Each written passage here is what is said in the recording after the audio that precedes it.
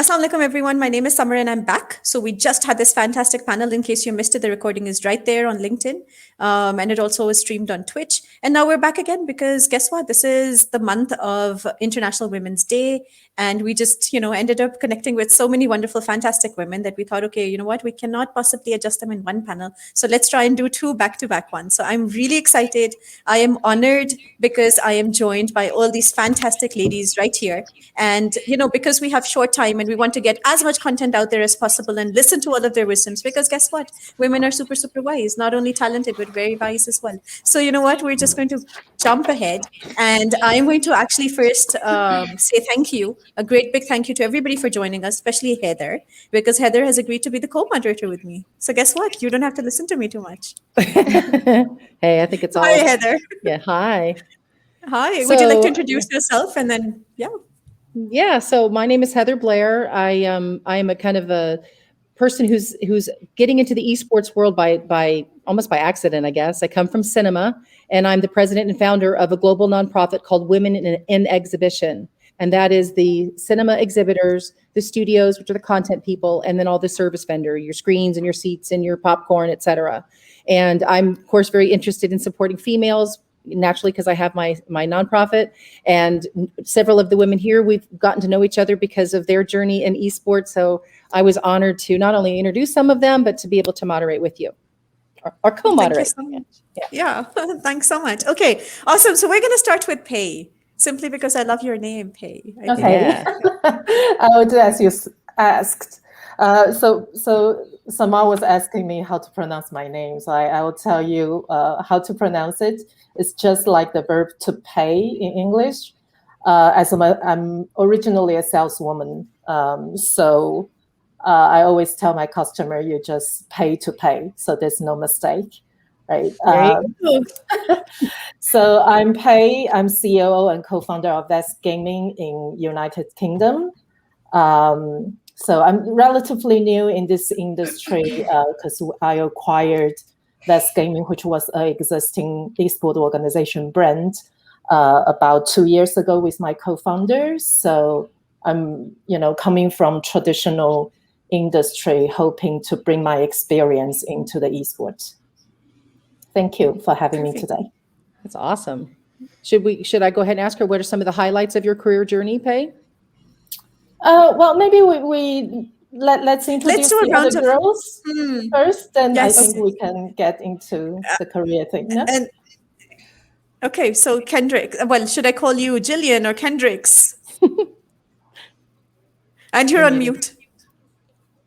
Yes. Yeah, you're mute. Someone muted me. Oh my gosh, sorry. So Kendricks or Gillian's fine. I go by Kendricks in gaming and esports, and then Gillian's my real life name, I guess is the way you would put it. I'm the COO of Queer Women of Esports, and then additionally that I own my own marketing consulting firm and doing work in esports. So I help brands basically market their organizations or teams or products to the esports industry and all the fans.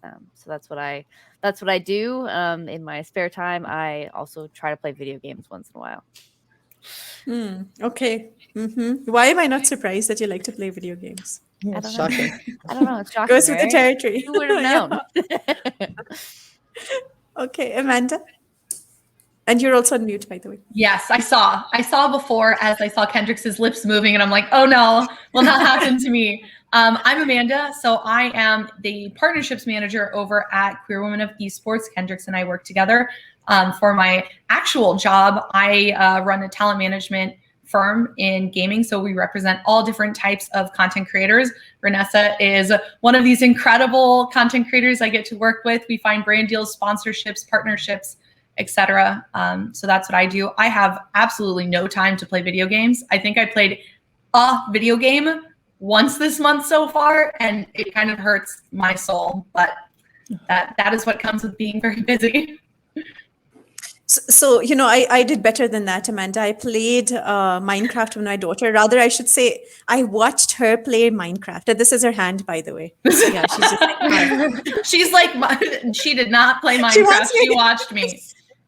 That's why I corrected myself. Otherwise, I was just going to go with, I played Minecraft, right? And pretend to be cool. Except, come on, she walked in at the same exact moment that I was going to. Perfect time. She pulled my fib. Okay, so next I'm going to introduce our wonderful Pakistani, another Pakistani on the panel. Yes, hi. Hi, Do you wanna I'm introduce Faria. Yeah, I'm Faria, but my gaming alliance is Frisbee, and my background is from IT brand management. But I'm currently working full time as an esports journalist for Talk Esport and Win.gg, and I'm also a part-time streamer. So I do have to make time for games, otherwise I wouldn't know what's happening in the esports world. Yeah, I'm a reporter. Yeah, that's all. Thanks for having me.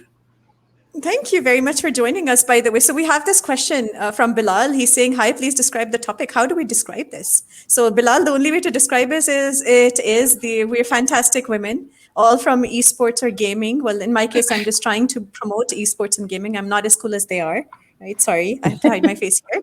But yeah, so we're having this fantastic conversation about diversity and inclusion in esports. And all of these women are here to talk about it, the challenges that they faced, and how they've overcome them, and also what more needs to be done, and just relate their fantastic stories and what career opportunities exist and so on. Okay, so that's the description. Now, over to Reinessa. Hello. As Amanda said, I am a content creator in the esports space, and it's wonderful to work with her.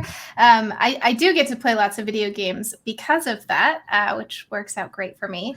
But I've been involved in the esports space sort of by accident, having extra time in college and really, really loving this one game. And I ended up playing on a semi-professional team and then getting into casting.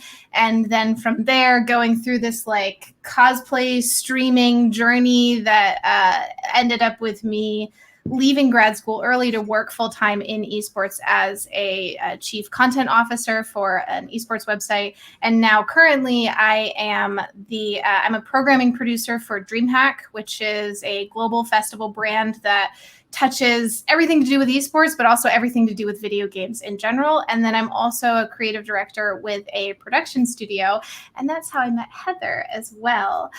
So I've occupied a lot of different roles in esports, and it's pretty much all I've known at this point as far as my professional life goes. Okay, and Brittany. Oh my goodness, I'm kind of the same, where I've been a jack of all trades. My name is Brittany Johnson. I am the head of creators for G2 Esports. And with that, I do a lot of strategy and recruitment for any strategy that is not competitive. So, you know, whether we're involved in culture, entertainment, whatever the case may be. But that's not where I got my start. I've also done a lot of on-camera work.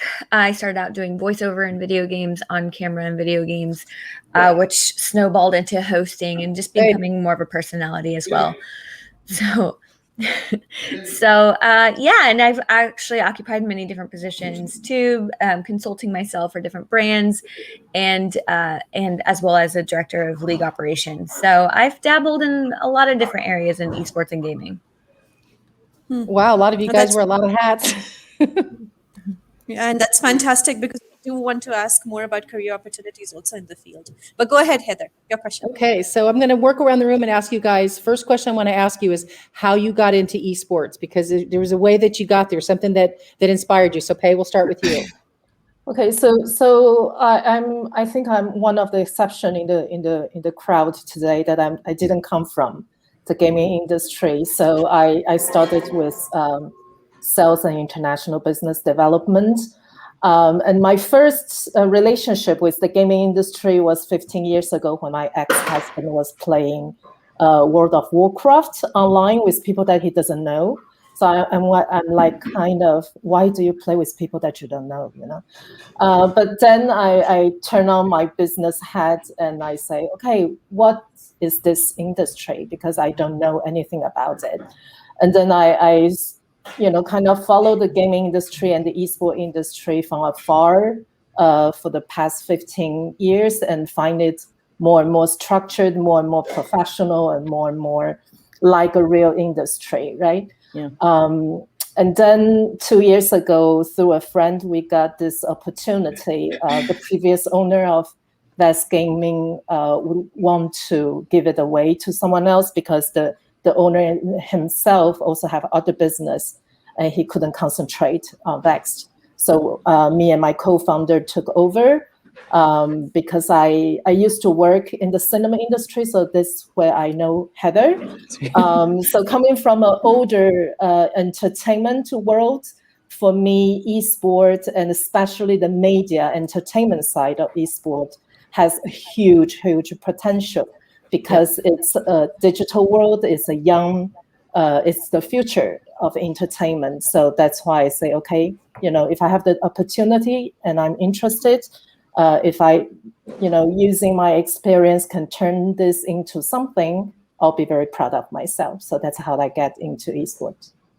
And it was kind of fun because when she was first entering into it, it's probably about the same time I was also looking at it. So we have a history of kind of coming from different angles, but it's certainly been fun to watch the walk with her. Exactly. Okay, so Gillian Kendricks, how did you get into the industry? So I have a funny story. I started watching Dota 2 because my boyfriend at the time was playing on the TV screen, and every night he would play with his friends, and I was like, oh my God, this game is absolutely amazing. But I never had the confidence to play. So eventually I would watch, and I learned all the players and the teams, and this is like 2012, 2013. So like very, very early Dota. And so I was like getting familiar with all the teams and the players. And as the years went on, I noticed that there wasn't any like interviews similar to like the NFL or like soccer or hockey. And those are where I come from. I follow all those. I'm a Canadian. So hockey is, what we do here. So I saw this gap and I saw this opportunity and I was like, well, I can do this. I've done public speaking. I've done all these other opportunities. I know how to talk to people. I know how to do what I want. And like, it shouldn't be that hard. So I started doing content creation. I went to tournaments. I went to events. I did interviews via Discord. And so I started like dipping my foot in. And then I tragically had a really big accident. And it put me in a situation where I had to either commit to esports full time. So was I going to do this full time? Or was it going to continue to be like this side thing that I kind of really enjoyed? And it's what I loved about everything I did, but it wasn't providing like my income. So I had the accident and I decided then that I would fully commit. So that was about 6 years ago now. So I jumped in and I haven't really looked back since. What do they say about you have to, sometimes God gives you unanswered prayers or something like that?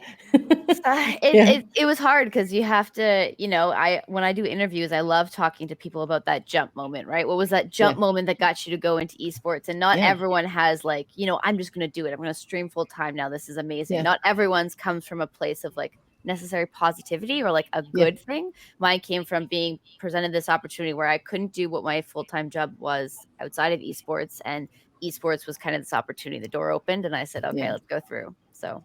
And I do want to ask you one more question before I move on to Amanda.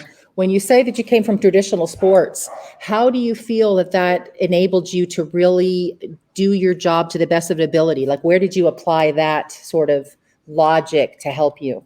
Yeah, so when I come from traditional sports, I was a competitive player myself, or competitive athlete myself. And then I also was a trainer and coach for football teams and hockey teams. And so I came from interacting with players and being on the side and understanding what went into like the mental exertion and the physical exertion and the habits and routines. And so I took all of that knowledge and said, if I know how athletes operate in traditional sports, I should be able to figure out how athletes exist in esports. And so that was kind of how I melded them together, and to be able to create those rapports with players and connect with them on a level that I don't think a lot of people at the time understood. People saw like athletes or esports athletes as like, oh, they're just gamers. They just play in their basement. Like, they're not real. They're not real athletes. And I was able to make that bridge and a connection with players. Okay. Very good. All right, Amanda, how'd you get into it, girl? Amazing question. So I'm a bit newer to what I would call esports, and people kind of use the word esports, I think, a bit flexibly to name gaming. But I come from the agency side where we represent content creators, and they're more what I call entertainers. They're YouTubers, they're Twitch streamers, and they're not actually professional gamers. But I got into actual esports, so like the professional scene, I would say about 6 months ago. I had to like beg, borrow, and steal, basically, but kind of like short story, during the pandemic, we watched the NFL completely shut down, baseball, basketball, every like traditional sport shut down, and esports was basically like untouched. And I just watched esports continue to climb up in viewership, in notoriety and respect and everything. And I was like, I need to get into that. And so I approached one of my friends over at Misfits Gaming. They have the Florida Mayhem, Florida Mutineers, which are Call of Duty and Overwatch teams. Yep. And they have the LEC, so League of Legends over in Europe. And I was like, hey guys, I want to run influencer marketing here, and pitch them this whole plan. And their CEO, Ben, was like, all right, man, let's go. And that's basically how, which it sounds very easy, but like it was not, but that's like the short of it. And so, yeah. And I do have, and one more question before I move on to Fariha. So it's Fariha? Yeah, it's Fariha. Right. Okay. As far as when you work with the influencer marketing, how much of what you do and your past experience have you lent to them to help them grow with what they do? All of it, everything. Influencer marketing from the agency side directly translates over to influencers in the pro scene. It's more or less the same thing. You just kind of have to make different tweaks because they're now representing an actual team versus content creators traditionally just represent themselves. Right. Okay. Very good. Okay, Fariha, how did you get into the industry? Well, I have been playing video games for as long as I can remember. Like, I think I played my first video game when I was 8 or 9 years old. It was King of Fighter and then Metal Slug. And after that, I found out about Counter-Strike. And then, like any other teenager in Pakistani esports, like they want to be professional gamer. Like that's all they know. So I also wanted to be a professional gamer. And I did play professionally for a little while. I co-founded the first esports gaming team in Pakistan, Meraki Esports. It was led by Mythica, and but for some reason it just didn't work out. And then I found out that maybe I could use my other skills, writing, and I could just mix them up and make a career out of it. And it just all made sense eventually. Okay, so one more question for you before I move to Reinessa is how did the mental capacity of competing, how did you handle that? Was it stressful? Did you manage it okay? I will be honest, it was easier than what I'm doing right now because the esports environment is not as developed in Pakistan right now. Like you don't practice for 8 hours, 6 hours like you do in proper tier 1 and tier 2 esports. So you just play like 2 hours a game. It's highly likely that your in-game leader wouldn't even connect to the practices. So there's not a lot going on, which is exactly why professional gaming just didn't work out for me because there was not proper environment provided for us. Yes. So, yeah. Okay. All right, Reinessa, girl, how'd you break into this crazy world? So I had just honestly the weirdest encouragements that got me into this. So when I was in college, what I've always really been passionate about is kind of translating the complicated into the easy to digest for people that find that information useful. That's always what I've loved. So I was looking to go into science. I was in school for biochemistry, and I had an undergraduate professor tell me I needed to play more video games. Because I was having trouble with 3D visualization for some of the upper level chemistry stuff that we were doing. And so I picked up Minecraft because I played a lot of video games. Like Diablo was my childhood. So I picked up Minecraft and I went from a D to a B+ in that class within a month because went from of a D all to a of double that. D. I mean, that's a different story. But and so video games became really, really integral. When we grow up, we're kind of taught, it's the thing you do as a kid, or it's a thing that a lot of guys do, and it's not the most mature choice to make. And I loved them, and I was always going to play them, but that really brought them back as this serious college kid into things. And then when I was in grad school, I got this awful concussion. And I had a second time said, okay, we're putting video games on the back burner. When I went to grad school, and I got this awful concussion and I couldn't do anything else. And playing Dota 2 was actually the only thing that made my head not hurt. It was something about the game. Years later, I figured out why. It turns out that it raises my blood pressure, and I have low blood pressure. So I get low blood pressure headaches, and Dota makes you really frustrated. But it was the only thing that made me feel better for years. And so naturally, I just kept diving into it. And when I started contracting for DreamHack and realizing that I had kind of found my home and these people that I knew and could connect with, I went to my grad school program and I said, okay, I'm done. And I started applying for jobs, freelancing and writing and anything that I could to support myself in the space. And then I got a job offer at an esports website about 2 months before I finished writing my thesis and doing my defense. And then I haven't left since. It's been almost 3 years and I love it. I love it so much, but it's so dumb to me that I hit my head and I had to get frustrated to feel better. So this video game like turned my life around because it was so annoying. It's ridiculous. Everybody seems to have something so special. Okay, so Brittany, you're the girl that's going to tell us the same unique thing that got you into this world.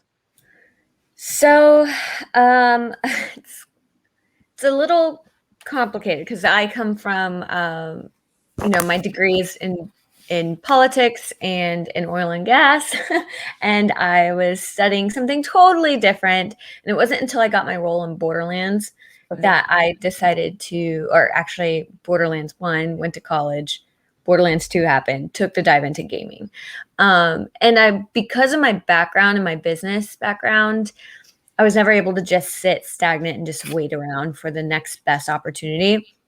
I really was like, okay, I've got to be more involved. I want to be more involved in this industry than just be on-camera talent. So at that point, I started, I'm really, really great at networking and building relationships, managing those relationships. And so I would make relationships as I was going through conventions and going to tournaments and just being a fan myself. And eventually, was sought out to make connections for people, in which that's what built out my strategic consulting company, or that I was doing freelancing with that.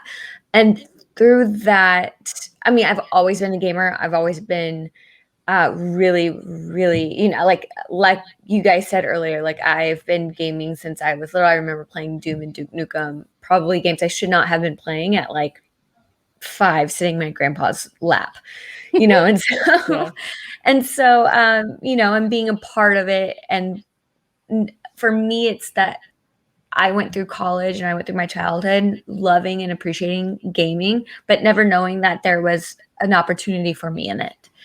And so it really just, like, I just fell into it really. I didn't be like, I went to school thinking that this was what I was going to do.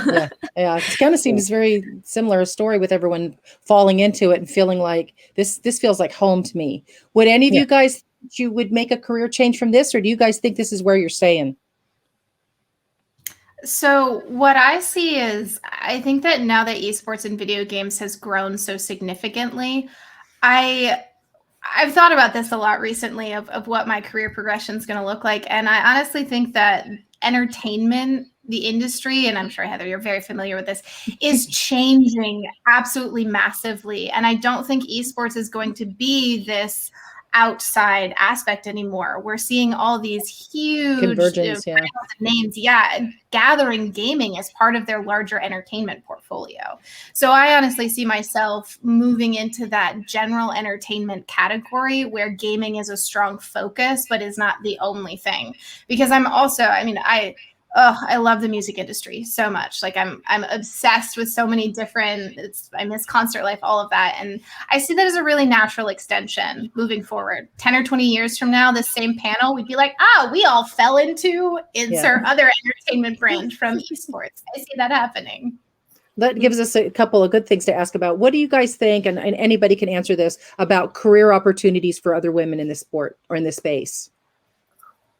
Well, if I can take this one first, I would say that the opportunity is endless, because really for me, esports or digital entertainment industry that it is, it's a digital world. What is important is your brain, it's your creativity, it's your capacity to think, your capacity to create. We are not talking about the industry that physical capacity is important. So really, I think you should consider yourself just as being, do whatever you want to do and focus on it, be passionate about it, develop yourself into it. I don't think you have to think because I'm a female, so I can fit into a certain role. I don't think so. I really don't think so. And I hope that this is this should be the case for any industry, not only for esports. That's my opinion. Anybody else I want love to add to that? I love that, Pei. I'm so glad that you point that out, right? That anybody, and I loved Brittany's story as well, because it's, she studied something completely unrelated, politics. I studied international relations, right? And this is nothing related to what I studied at all. Yeah. So I think that's very apt that, this is something that anybody can actually pursue, and everybody's diverse background is pointing towards that. So yeah. And I would say too, in opportunities for women in esports and career specifically, when I was around, oh my gosh, even 6 to 10 years ago, I would be in a room full of team owners, or I would go to a convention after parties and whatever the case may be. And there was a lot of times where it would be me and maybe like 2 or 3 other girls, maybe. And if it was executives, it was usually just me. And so now it's a totally different scene. Now I walk into conventions, I walk into parties, I walk into meetings, I walk into team owner meetings for different leagues and franchises. And there's women there, and there's women in executive and in all levels of the industry, entry level, management position, lower management, C-level. It exists. There's opportunities for women everywhere. G2 specifically, we have a lot of women who work at the company and a lot of women in head of or director roles. And that's not a quota thing. Yeah. They literally, and like specifically in Germany, they can't hire based off of that. Very, very strict GDPR rules. They just hired who's the best for that role. And the fact awesome. That that's open to women, and it's not about, are we making a diversity or inclusion play. I love the fact that it is an even playing field, and it's becoming that more and more. Okay, so now I'm going to work around the room again. I'm going to ask each of you the same question. So I'd like to know, what is the biggest obstacle you've had to overcome?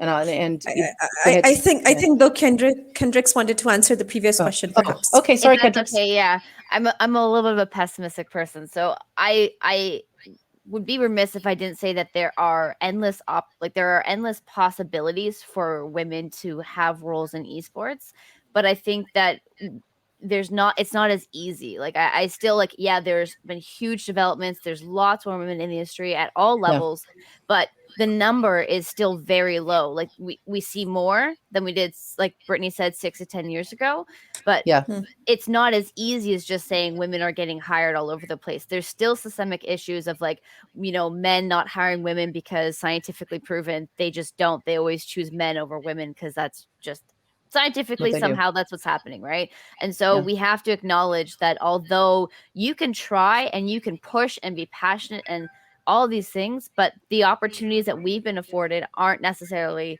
we've been lucky in some instances, right? We've had support, we have financial income that's coming in from other places to make that jump. We've had partners to support us. So I would just like to add in that yes, possibilities are endless, but it's not quite as easy as just doing it or just getting that job.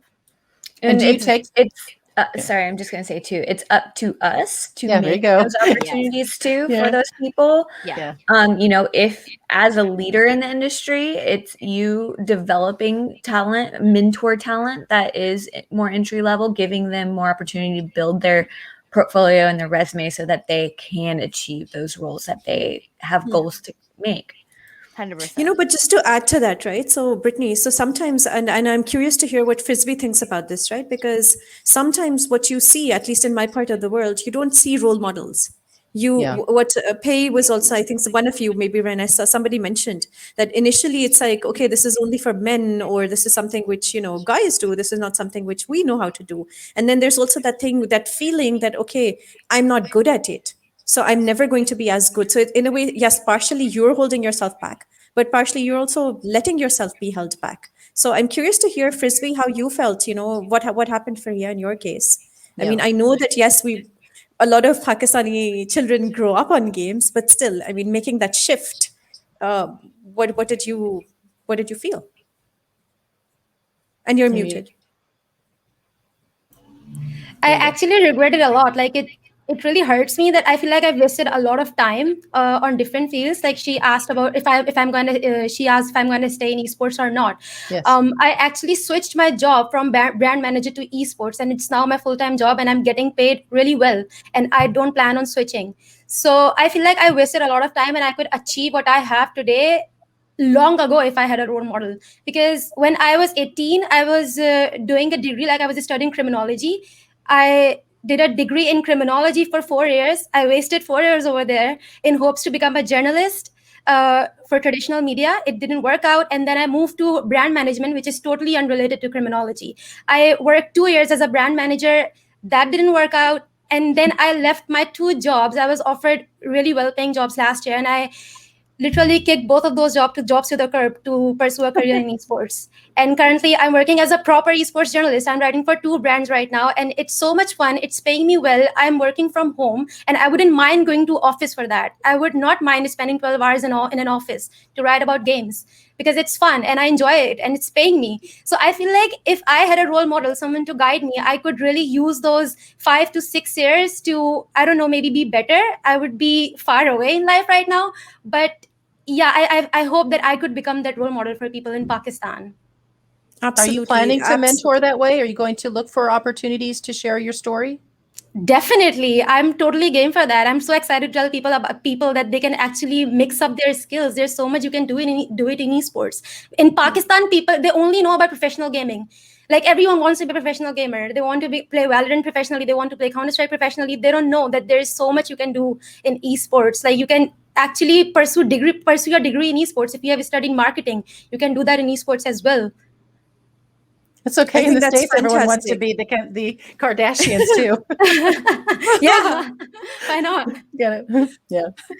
But by the way, this is so interesting because right now, just to kind of like give some context. So, for instance, we've been watching Marie Kondo on Netflix and whatnot, and now there's a friend of mine who started a Facebook channel, a Facebook group called My Organizing Stories, and it was very random. She just created it because she wanted to talk about organizing, and before she knew it, I think it's got 25,000 plus members in 6 months or so, and everybody's sharing pictures of their closets and whatnot, right? And it's like sometimes you don't really know what will work, and sometimes it's just our lives meander until we get to the point that we're supposed to be. And I love what Reinessa was saying, right? That you're just going to figure out in a few years' time you've dropped into another field which is related, but it was not what you were doing for such a long time. And I think that is one of the things that I do want you guys to reflect on, that, okay, what are sort of the skills which are transferable? So even if you've studied something else, what are the skills that you're able to bring in if you've studied marketing, if you've studied business, if you've studied, communications, if you've studied social sciences, geography, what could you potentially do in this industry?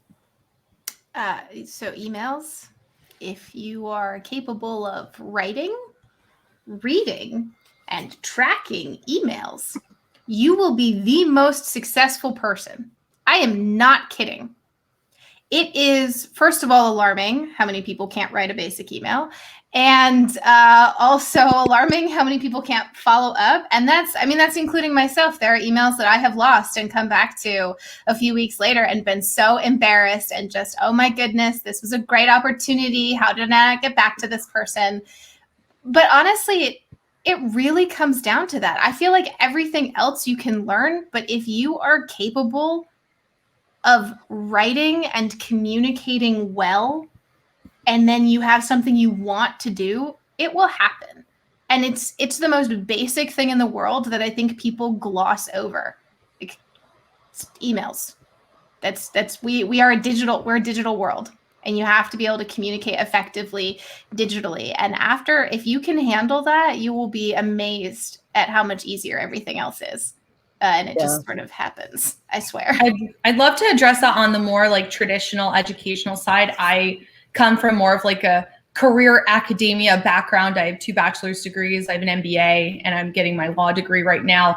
And I think a lot of those skills are very transferable. Insert like X business practice, and you can transfer marketing knowledge, which is one of my undergrads, accounting knowledge, which is my other undergrad, like any type of business knowledge, insert industry, and those skills are applicable. And just like Reinessa's talking about, like all the skills are transferable. You just need to learn the nuances of said industry. I went from software sales and commercial real estate. I went into like human resources. I went into education. So we made software for like colleges.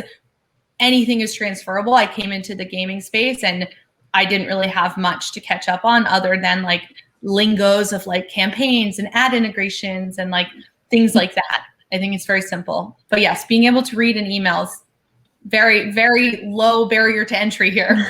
Yeah, I feel like that too is just more like general leadership skill and just how you should be as an adult. but yeah, like just be able to stay on top of your communications and respond accordingly and efficiently. But when it comes to traditional education, a lot of times whenever I talk to people who are saying like, yeah, I need to go to school, I want to go to school, I don't want to just drop everything and pursue this, what track would I take? You know, I always recommend business, marketing, anything like that. That's from what I've seen, growing so fast in gaming and esports specifically, like not just in competitive esports, but I mean, go look at all the publishers, all the tournament organizers, DreamHack, you know, the marketing department's the meat of the company. And honestly, like communications, anything like that, I wouldn't, you know, you can like I was starting law school. I work with contracts every day. Now I didn't get my law degree, but that helped so much now whenever I'm going through and negotiating contracts and doing all of that stuff. And so you actually notice the small print. Yes, I'm writing the contract. Yes, I'm writing the small print. Yes. Why is it so small? That's the real question. Yeah. Like, so, yeah, the lawyer's trying to sneak some stuff in and covering all their bases. But it's good to have that general knowledge and that blanket of knowledge so that you can attack any situation and have empathy and understanding of all sides. That's very cool. I want to jump in really quickly. It's not that relevant, but it's really important. So I follow this woman. Her name is the Birds Papaya on Instagram. She's a phenomenal lady. She's from where I live, and she's got over 1 million followers on Instagram. And all she does is she started like a mom blog like 10 years ago. And when her kids were in school and she was a new mom and she didn't have a job, she was a stay-at-home mom. So she just wrote about things, her kids, all that kind of stuff. And then I think it was like 2 days ago, she posted about how moms specifically don't think they have marketable skills. I think I've dropped. Oh, no. No. Now you're back. Oh, okay. Now you're back. It just happened for like a quick second. Oh, my gosh. I panicked. The part where you cuss, don't worry about it.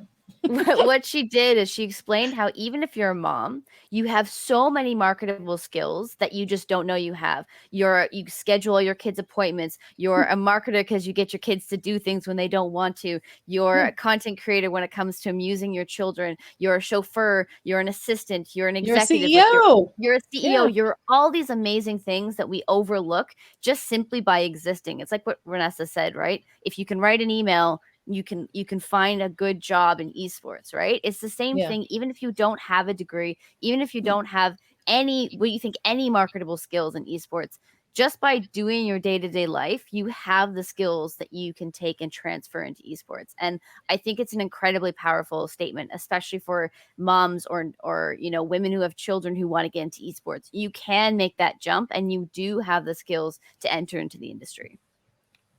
And of course, with the internet, right, you can search for anything. So if you want to figure out something, you do a little search and there's articles to figure it out. When it comes to role models too, and I'm just going to go back to that topic really quick. When I first got into gaming, like I said earlier, there weren't that many females at all, in higher positions at least. Especially in esports. In gaming, my role model was Kiki Wolfkill, who was head of 343. And so she, to me, is like the veteran, the trailblazer for women in executive roles. And she's who I looked up to, even though I did not take that track. And now there's so many wonderful women in the industry. I think that's actually, by the way, that's a very nice segue. So maybe let's take a moment to just share who your role models are. Yeah, cool. So Pei, you're unmuted. My And this role is always, by model, the way, this is a difficult question. it has to be esports or? No, it could be anybody. It doesn't Okay. matter. No, I think I don't. How should I put it that way? I think I have always looked for a job, not only looking at the job, but also looking at who is my boss, who will be my boss in the future. And if I feel during the interview is a boss that I can learn something from, then I take that into consideration as well. So not only the job itself, because I think in any job or in your lifetime, anyone can teach you something. You know, sometimes I you know, when I was young, I watch, you know, old ladies selling vegetables from their garden, you know, in the market. These are ladies who can tell you what is the best vegetable in which season. So if you have curiosity, you want to learn something, it will become a skill. And this skill, you will always be able to use it. So I would say that my role models are everyone who can teach me something that I don't know. You know, I'll give maybe a very, very funny example that when I was a student, a university student, I waitressed in a restaurant in Belgium. So I started to learn about wine, you know, and most of the people will say, you know, why do you need to learn that? But very funny afterwards is I entered the sales world and I, you know, entertain customer during dinner. And when you know how to combine wine and food, it becomes a gigantic subject. And you become very close with your customer and you can make sales because of that. So that's, you know, what I mean. If you can absorb skills, no matter what kind of, it will always be useful in your lifetime. So I think that's a very smart piece of advice for people who are listening in, especially young people. And I think all of the degrees that we've studied, it's not there. Most of the jobs will not exist in the future. So one skill which we have to have is the ability to learn and relearn and unlearn and learn adapt. some more. Yeah. And adapt. Yeah. I mean, look, you've just motivated me to learn how to play Minecraft. Maybe I'll tease my daughter. But look, you know, one of the biggest questions which was posed and we never got a chance to ask them, right? So which is, what are the biggest challenges? Somebody actually poked us as well. So what are the biggest issues women face in this professional gaming industry? So who wants to start? I can start on that one. One of the biggest issues that I experienced, and maybe it had to do with how I got into the industry, I started out by cosplaying a lot. That was my version of fan art. Well, let me tell you, people don't think cosplayers often are very serious, especially in esports. So what I have dealt with for a very long time is, I would almost call it gatekeeping. Not in a mean way. It never felt mean-spirited, but it was just always this assumption that I wasn't, you know, really interested in the games, that I wasn't really a part of the community, that I wasn't there for the same reason other people were there for. Everyone thinks that you're the girlfriend or you're the sister or you're, you know, like no one ever thinks you're there for your own.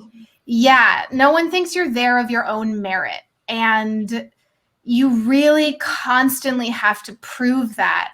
And I'm not even going to say that's the biggest obstacle. The biggest obstacle is actually that feeling like you always have to prove that, and how that might damage some of your relationships. Because there are people who genuinely don't understand what you've been going through. And you may not always give them the benefit of the doubt because you end up jaded because of 5 or 10 years of having to prove yourself, that sometimes you can ruin your own opportunities because other people don't know that that's where you're coming from. And I found that to be my biggest personal obstacle, is gauging and having to control myself and saying, you know, it's not fair to project what a decade of other people's opinions have done to me onto this person. But you never know, and you're always going to be struggling with do they think I'm here for valid reasons or not? Do I need to prove myself or not? And that's been my personal biggest obstacle with navigating everything, is just proving my legitimacy. Wow. Has cost been prohibitive for anybody that's trying to do this? Have you found yourself financially struggling at all? I at the beginning did. I was still in school and I decided to start doing interviews, and so I would travel without being paid because simply I needed to make the content, right? Like to prove that I was doing the stuff. I had to go to the tournaments and I had to get the interviews, and that part can be expensive. I also found that, I mean, I've had this conversation in other industries, but especially academia, if you don't present yourself in a certain way, or you don't convey a certain image to the people that you're trying to not convince, but trying to work with, especially when they're men, if you don't come across looking a certain way. So if you don't have nice makeup on and your hair's not did and your outfit's not nice, and like, do you have too many tattoos showing? Like, all those little things add up. So there's this added cost of having to look presentable on top of just getting the content and going to the places out of your own pocket. I thought that was really challenging to start with.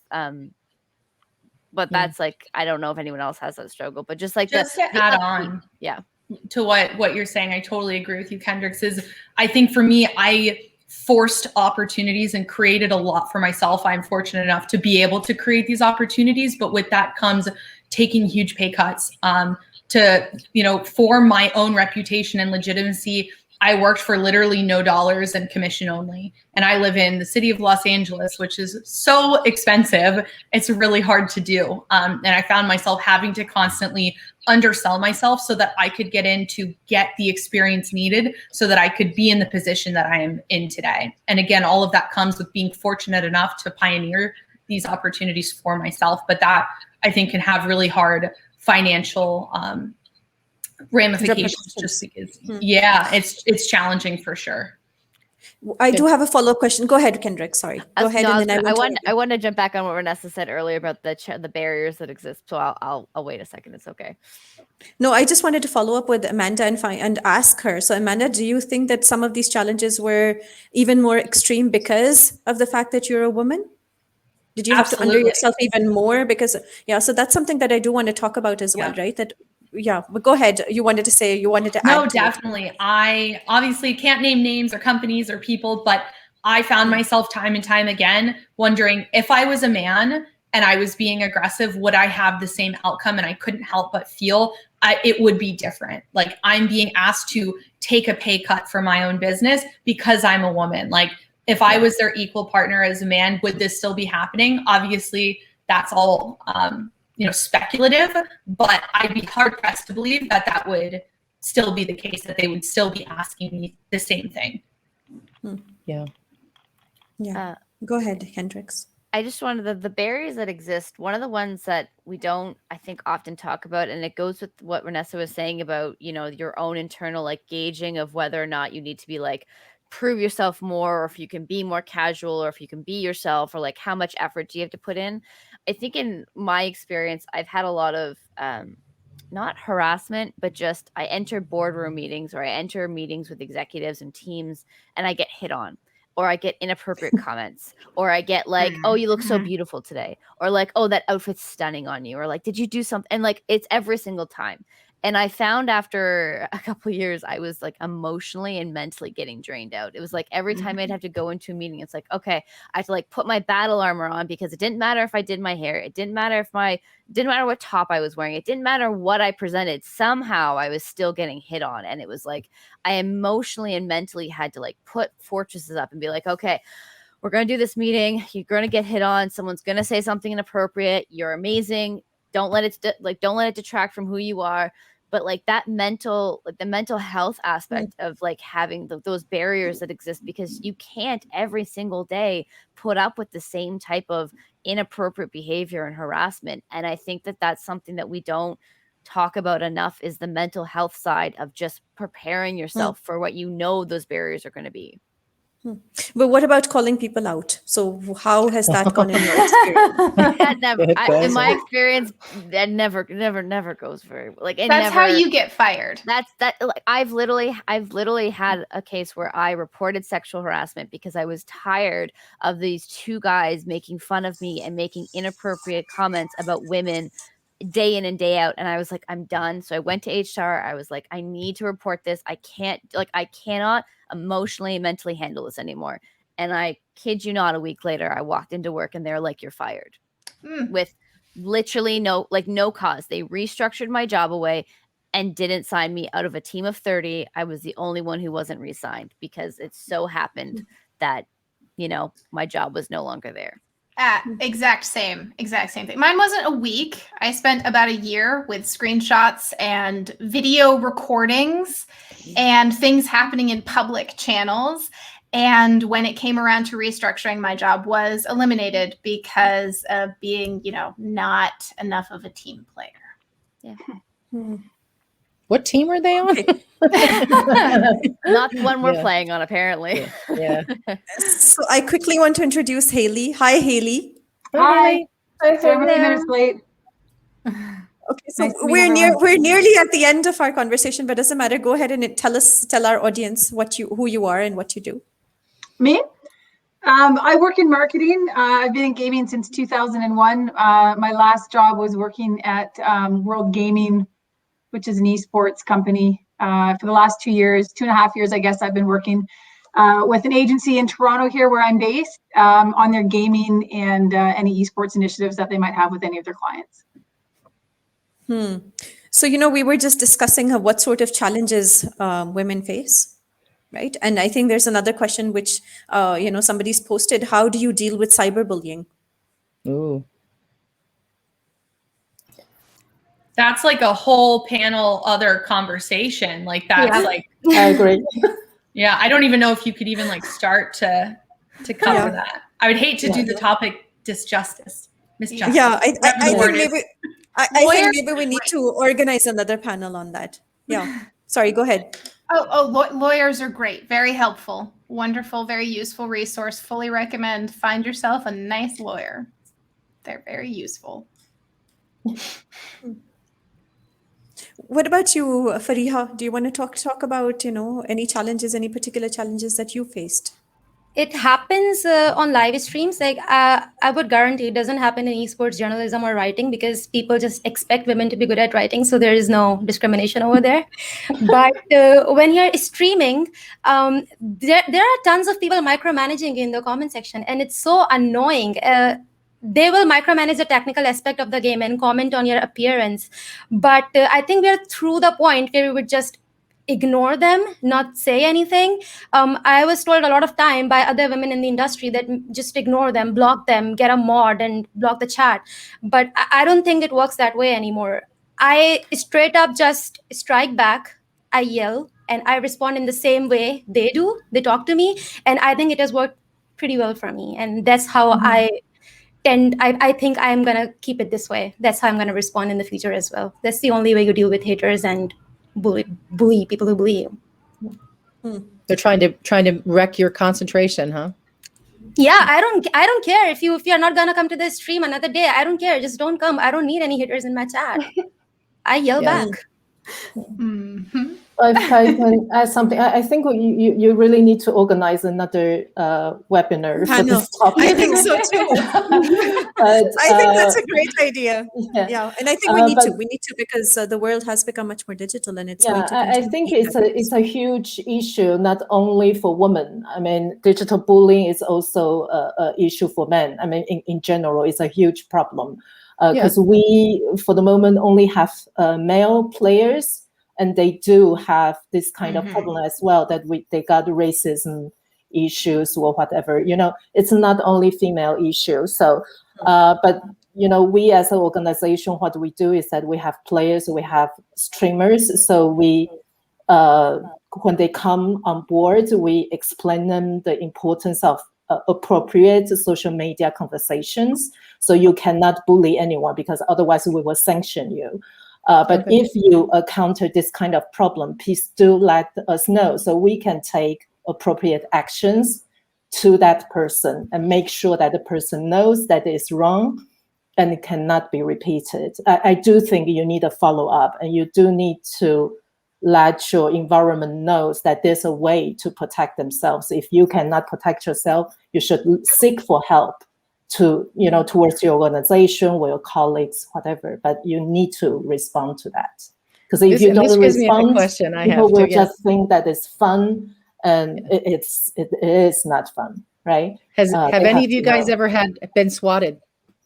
No. Because I just saw in the news that somebody was just last week with some big deal. I'm like, how is that even still happening?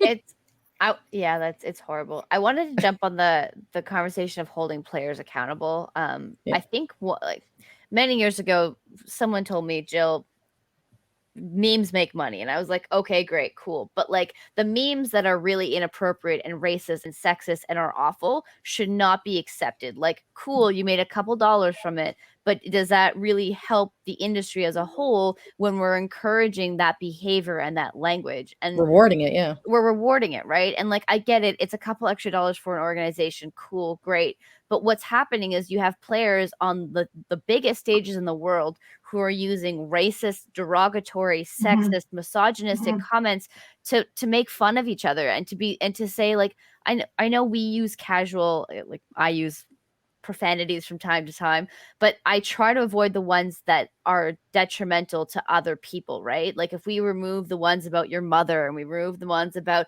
the B word, and remove the ones that have such awful connotations, and we say that's not appropriate, you can't use it, and if you do, you're penalized, then we can start moving forward, because it's that language that's accepted by players, then by fans, and then by aspiring players, and then by the industry as a whole. And we can't get rid of it until we have devs who are banning it from the games, when we have Twitch who's banning it from all the chats, when we have teams who are like, you can't use it.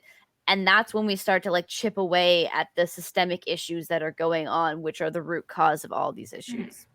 There was, for those who didn't see it, last June was a rather watershed moment for the gaming industry, when a lot of stories of harassment and assault really came out. And everyone was like, I never knew. And all of us here in this call were like, we did. Harvey Weinstein, what? Yeah, and it was gaming's kind of turn for that moment. And I think one of the most incredible things that came out of that really contributes to Kendrick's point of talking about it's a pyramid.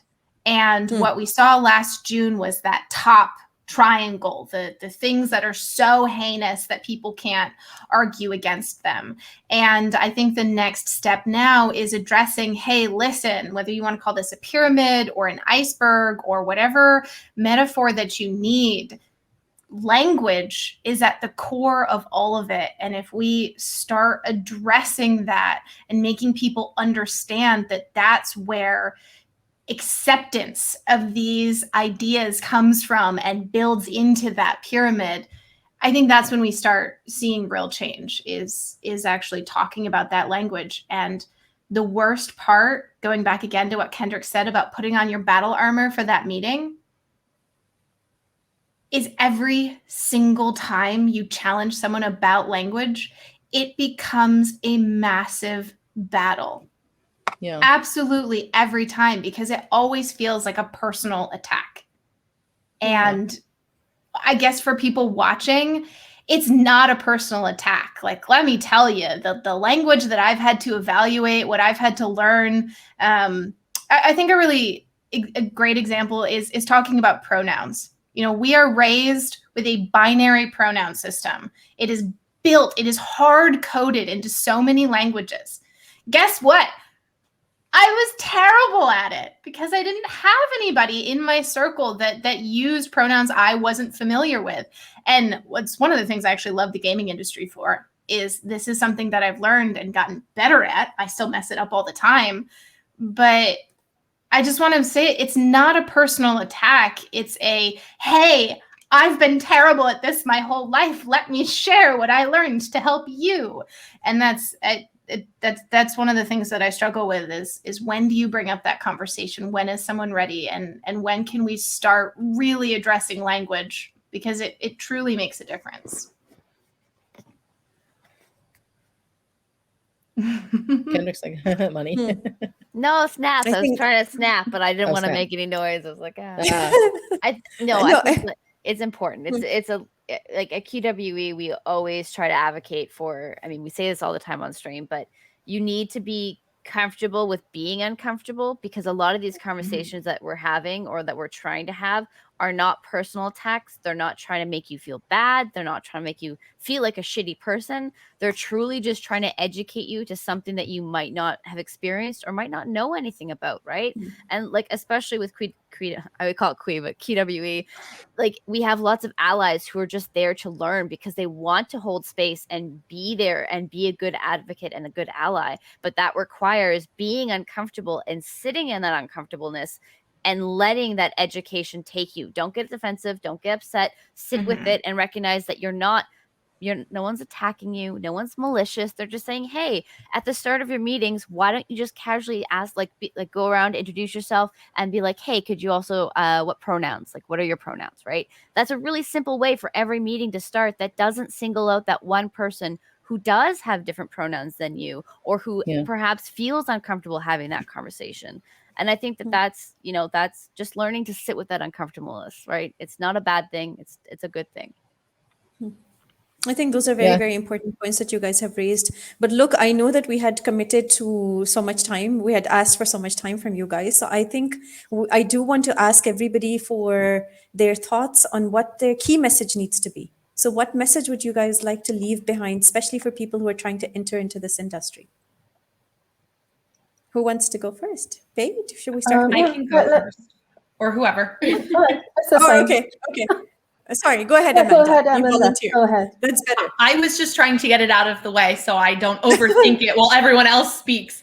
I think kind of like what I was talking about 10, 15 minutes ago, if you are fortunate enough to be in a position that you can create those opportunities, do so. No one is going to hand that to you. I've never been handed a single thing in the gaming industry, and I don't think any one of us sitting here has. And so if you are sitting there waiting for an opportunity, waiting for a friend to help recommend you to something, stop doing that and keep pushing. A big thing I do when I mentor a lot of people is recommend cold outreach, send LinkedIn messages, send Twitter DMs, like do what you can to sell yourself like in a positive way. Like, these are my skills. This is a gap that I've identified, and explain to them why you are the best person. That's all I could really say. And that's like, it is like, for the last 2+ years I've been in gaming, I have not stopped pushing, and I still won't stop. When people say like, why do you work 14, 15, 16 hours a day? It's because I have to right now. So that way, 10 years from now, I won't have to, and other women won't have to, and other non-binary people won't have to, and anyone that's marginalized will not have to.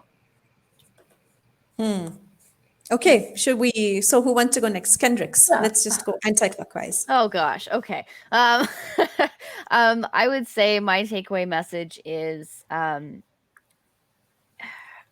many years ago, this sat with me the other day. I had a manager who told me that I was looking at mistakes and I was looking at barriers in the wrong way. I was looking at them as negative, kind of like what Heather and I talked about, like that door opening.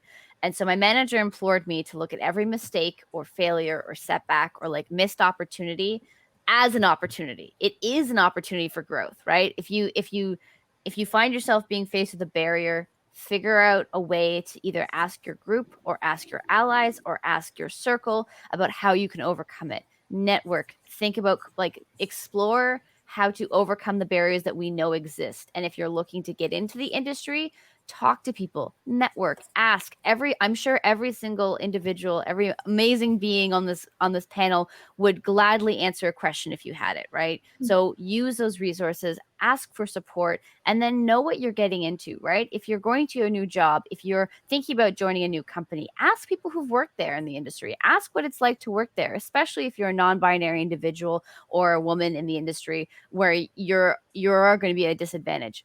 Ask for the support, ask for the expertise. Everyone's here to help you. You know, it's not one piece of pie. We can all have a slice. So that's my parting advice. Thanks so much, Kendricks. Okay, Pei? Yeah, I think my message is quite similar. You are not alone. No one is alone in this world. So if you no matter if you want to understand a little bit more about this industry, understand what kind of opportunity there are, even if you have an idea and you're not sure about this, if this is a good idea, reach out to people, call me, if you want to look for me on LinkedIn, I'll be happy to answer your question, fix a call. I'm 46. I have always worked in male-dominant industries. So if you're a female, you got, sexual harassment issue and what people makes jokes, you just don't know how to answer them. Write me a note. I'll happy to share my experience. When we are older, this is what we are here for as well. Thank you so much for sharing. By the way, just a quick anecdote. So when I was having my daughter and then I wanted to work, the best advice that I got was, hey, start talking to other people who've made similar choices. Go talk to working mothers. They will guide you. They will help you. And that really worked for me, right? And instead of feeling like, I've chosen not to give time at home to my child and feeling bad about it, I actually spoke to people who had made it work, right? So I think that's great advice. Hey, okay, next, Brittany. And I have to log off, ladies. I'm so sorry, but I have another call coming right now. So I'm going to say adieu, and I look forward to connecting with all of you guys again. And I look forward to hearing the end of this. Okay, everybody. Bye. Okay, thanks, Heather. Thanks so much. Bye. Yeah, I'll just say, and honestly, a lot of these messages are so strong and very similar, and mine even piggybacks off of all of that as well. For me, I would say, always ask, never feel like you are not enough, never feel like you are not worthy. The worst answer is no, and you just keep trucking. For me, I was told many times that you shouldn't do this, but you should do this. I go, that's great. You think that. I'm going to do what I'm going to do. And that's the way I was able to make my own path and still do as many things as I want to do. Because in my world, I have a lot of passions and they all exist in this industry, and I'm going to continue to do all of them until one thing kind of takes over another. And the beauty about controlling your fate is that you can do whatever it is that you want. So do that and like Samar said, reach out to people, send cold emails, send cold LinkedIn messages and DMs, go to conventions and sit at the hotel bar and meet people. That's the best thing you can do, honestly, in the industry, and just put yourself out there and be positive and make yourself available. Okay. Yes, Reinessa. So my takeaway message is going to be a little bit about how people view themselves. A lot of times, really anyone out there, imposter syndrome is a big issue. A lot of people they feel compelled to make themselves feel smaller. You're told that confidence or really being interested in something can come off as, being really selfish or self-interest or any of that. And so my favorite thing that I just want everyone to remember, confidence is not manipulation and sincerity is not self-interest.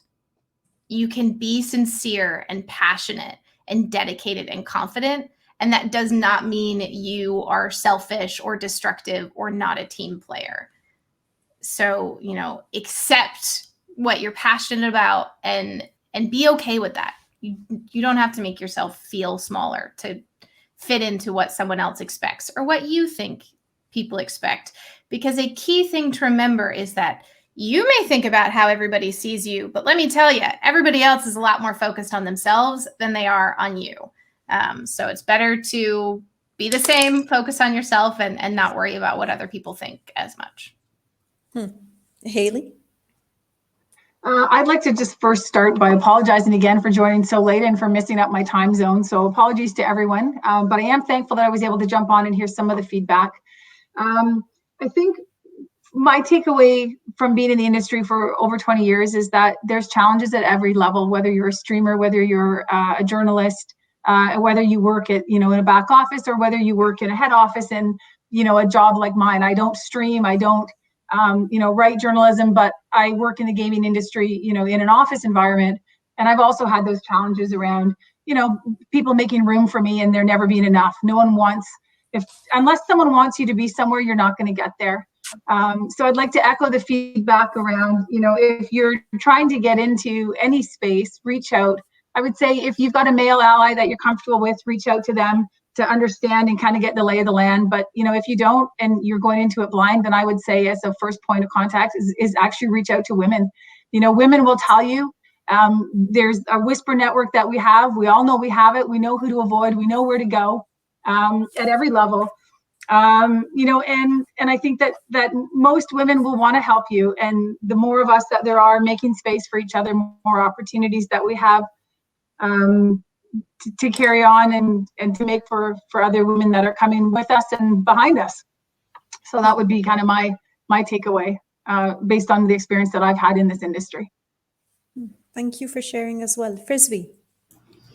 I think my message to newcomers would be to realistic when you're working in esports or aspiring to work in the field, because esports is not precisely a field where you can just walk in your CV and get a job, because I've been there. I've seen my friends doing MBA and instantly getting jobs while I was willing to work for free in esports.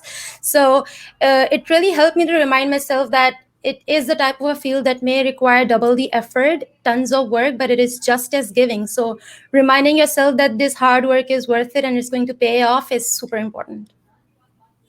I think, yes, that's very important as well. Okay, so we've had a mix. Keep pushing your limits, use the network. I think we've had a lot of people talk about that. So I hope for everybody who's been listening in, these people are all available on LinkedIn, on different platforms. Reach out, right? You've got to take that first step. Ask.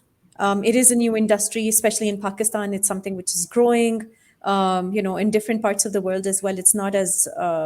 it's not as well established as perhaps some of the other industries, but this is definitely something which is very, very happening. I think we also talked about the possibilities in this increasingly digital world. So just because it's not talked about enough or you can't find role models, look out for other role models. It doesn't have to be the same nationality, the same person. I mean, the same culture. It doesn't matter. Everybody's here to help, especially women. I think that's, again, something which is very, very key that you guys talked about, and very heartening, because each time you interact with women, contrary to a lot of popular opinion, sometimes people are, saying, oh, women, don't let other women succeed. I do not think so. In my experience, it's never been that. So, thank you very, very much for joining, for contributing, for sharing. I loved all of the pieces of wisdom that you guys shared, and looking forward to hosting you guys again. Thanks for having me. Thank you so much. Yeah, thanks for including us. Thank you. Bye. Bye. Bye, Have a everyone. great Bye.